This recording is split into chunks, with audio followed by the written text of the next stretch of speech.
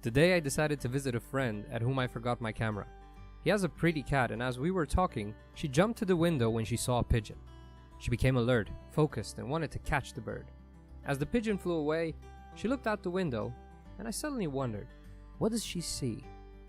My friend responded that she sees movement and she has a hard time seeing something up close. But I thought of something else. What sense does she make of what she sees? If she were to walk the streets of Amsterdam, what would she understand about the world? Does she even know what day today is?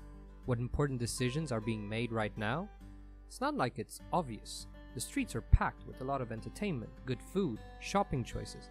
But in a particular place, something important is happening. The vote for the President of France. Important decision? You bet. Otherwise, how can you explain the long line of voters that are willing to stand in line for hours in order to vote? These people care. But guess what? They are not alone.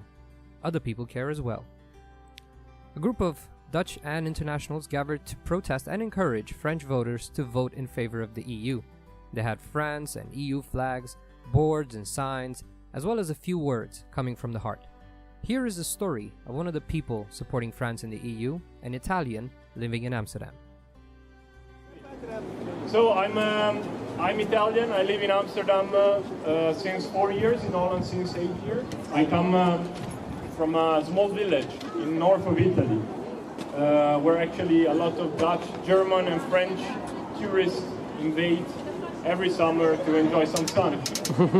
Well, for a series of coincidence, Europe has changed my life. I was privileged enough to be born in a time where a European Union was created. And I'm not talking only about economic opportunities, but even from a personal point of view. I moved here in Holland to do my master's studies. Again, another privilege that the European Union allows. And I met my girlfriend, to which I will marry soon.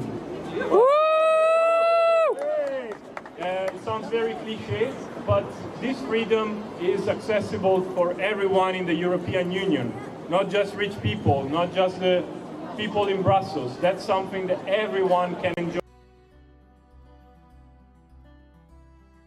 The future of Europe is at stake proves how interconnected we are and how we cannot simply pretend to ignore each other.